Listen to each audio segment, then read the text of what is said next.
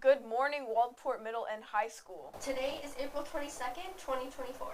In today's headlines, we will be talking about the upcoming temperature change with some updates about bans in Lincoln County, updates of earthquakes around the world, salmon having a bit of a fall in Northeast Oregon, and peeking into political elections. I'm Sky. I'm Kai. Let's get into this episode of The Shamrock Scoop.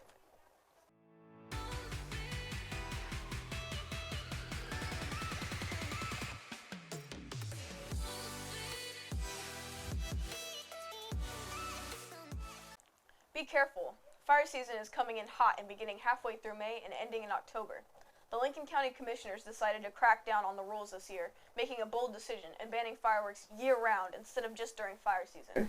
Lincoln County has always been prone to intensity dry fire seasons, but most folks were shocked to find that their beloved fireworks were banned entirely.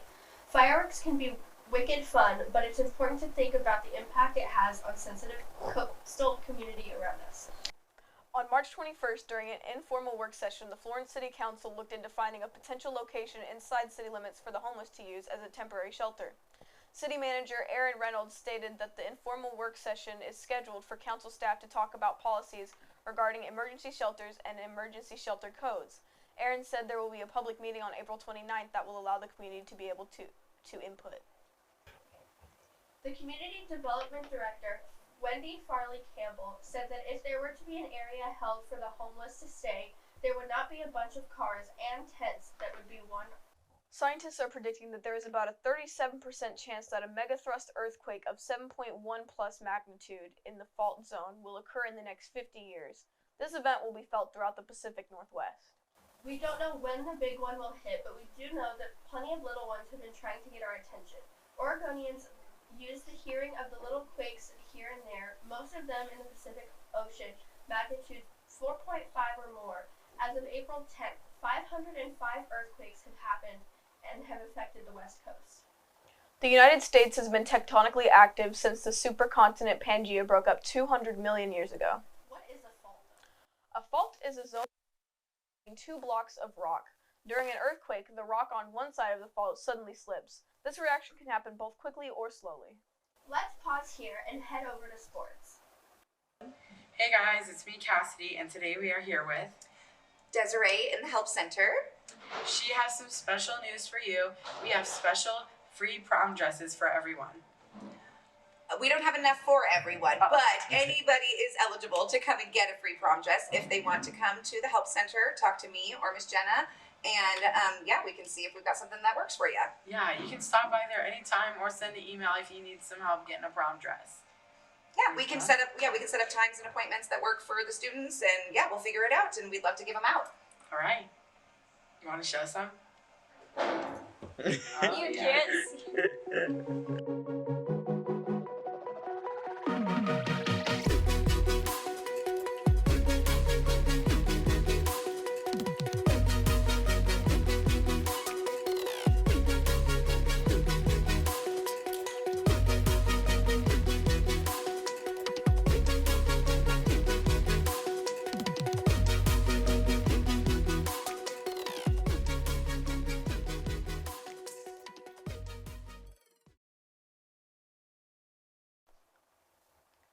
Thank you. Now let's take a look into some salmon taking quite the fall off a truck in Northeast Oregon. 100,000 live salmon fell off a truck into a creek. The driver of a 53-foot truck carrying over 102,000 Chinook smolts, or also known as young salmon, overturned in Oregon while rounding a sharp corner. The truck crashed and rolled onto the passenger side, skidding on its side on the pavement and going over a rocky embankment, which caused the truck to roll over onto its roof.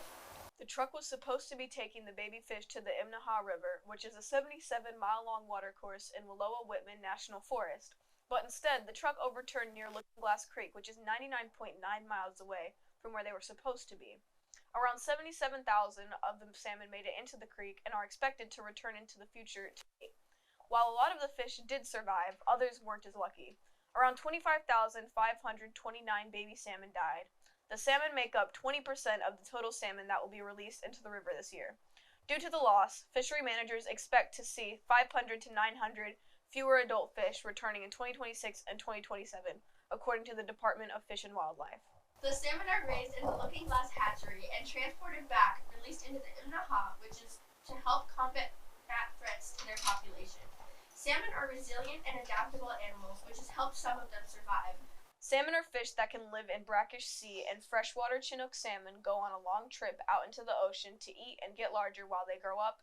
Fun fact about salmon is that they almost always go back to where they were spawned, and when they feel they are at the end of their life cycle after spawning, they go into a catatonic state where they then will die from the elements or other animals.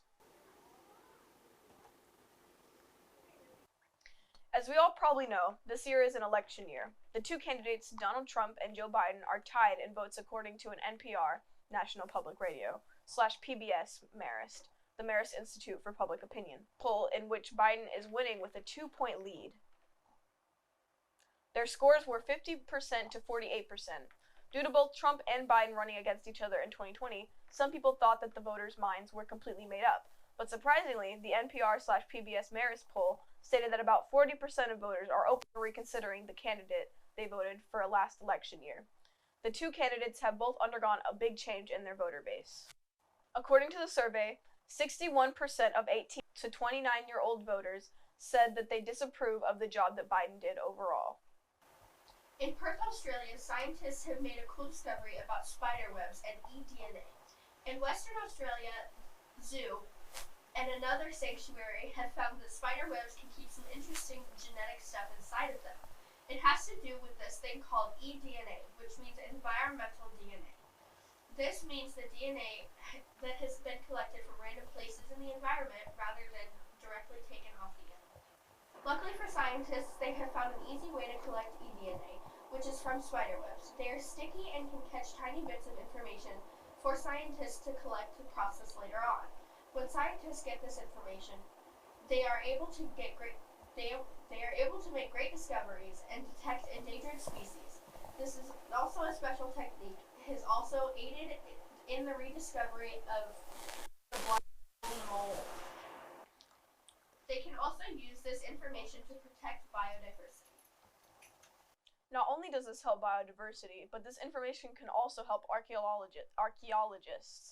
Archaeologists can use eDNA found in dirt to help them understand ancient populations and where mammoths and other animals used to roam. It's a big, helpful discovery. There were only a few questions posed about this method, one of them questioning how far the DNA is traveling. However, this is a pretty cool new method for scientists. Let's hope it works out and helps people make even more important discoveries. Anyways, that's all we have for you guys this week. We'll see you next time on the Shamrock Scoop.